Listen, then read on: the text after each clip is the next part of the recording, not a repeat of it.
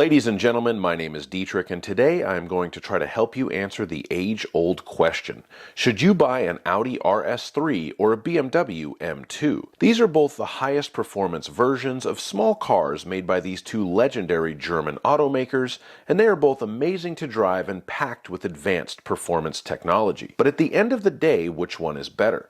We will try to make that determination with this comparison video. I have driven both of these cars. I have been in the car business for 17 years, and what I am about to give you is my quote-unquote expert opinion, so you can take it for what it's worth. You only get one chance for a first impression, so we're going to start with styling. Both the M2 and the RS3 are aggressive-looking cars with lots of sporty touches, but their compact dimensions do necessitate some compromises. This is especially true of the BMW, where its side profile appears to be truncated with its flat nose, and the rear bumpers that look like giant Legos somebody bolted on there. The RS3 is not the prettiest car Audi has ever made, but its proportions are more balanced and pleasing to my eye, and it probably has the more attractive interior with its fine Nappa leather seats and honeycomb stitching. So the Audi gets the point here. Next, we will move on to powertrains. Both of these cars offer excellent engines and transmissions. The Audi RS3 has a gruff and powerful and slightly exotic turbocharged straight 5 with 401 horsepower and 369 damn-she-fine torque. All RS3s come with quick-shifting 7-speed dual-clutch transmissions that Audi calls S-tronic,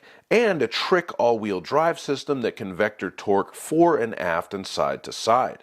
The BMW M2 is powered by a twin-turbo straight 6 that puts out 453 horsepower and 406 torque. This S58 engine is coupled to either the latest version of ZF's incredible 8 HP 8-speed automatic transmission or a 6-speed manual transmission that is available as a no-cost option. Of course, being a prototypical M car, the M2 is only available with rear-wheel drive. At the end of the day, both of these cars have excellent powertrains, but where the straight 5 in the RS3 feels fast, the straight 6 in the M2 feels like a sledgehammer. And although the RS torque splitter in the RS3 is great, the BMW offers an honest-to-God stick shift as a no-cost option on the M2, so I'm giving the point to the BMW here. Next, I will move on to handling. Now here I have to say straight up, this is my opinion. I don't have any tools to test for lateral G, nor do I have the resources to rent a big racetrack and compare lap times. So this is just my observations.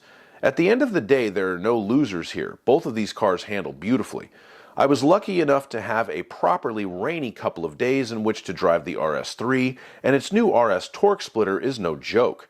It inspires nothing but confidence and joy on a rainy road, and it was way better than the Haldex system Audi typically uses in their quattro cars with transverse-mounted engines. If you live in an area with a lot of inclement weather, the Audi is in all likelihood the better choice for you. However, I live in Southern California, and for me the advantage here goes to the M2. Its turn-in is so immediate and crisp and precise that it simply cannot be ignored. The M2 feels slightly more balanced as well, despite the magic of Audi's fancy new torque splitter. The point for handling goes to the BMW. When it comes to interior features, these cars are pretty similar. The M2 I drove had an MSRP of $65,700, and the RS3 had an MSRP of $64,645. The BMW easily bridged this gap with features like factory navigation and complementary maintenance that the Audi was not equipped with. The BMW also had Harman Kardon sound, which honestly wasn't that great, but it was still better than Audi's standard sound system in the RS3. I also found the displays for the center touchscreen and the digital gauges in the BMW to be more attractive and more modern looking than Audi's virtual cockpit.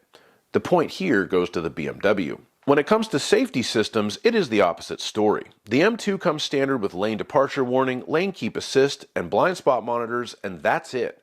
Automatic emergency braking doesn't even seem to be an option on the car, at least where I am in the US market. The Audi comes standard with adaptive cruise control with lane keep assist, forward collision alert and emergency braking, blind spot monitoring, and lane departure warning. The Audi picks up an easy point here.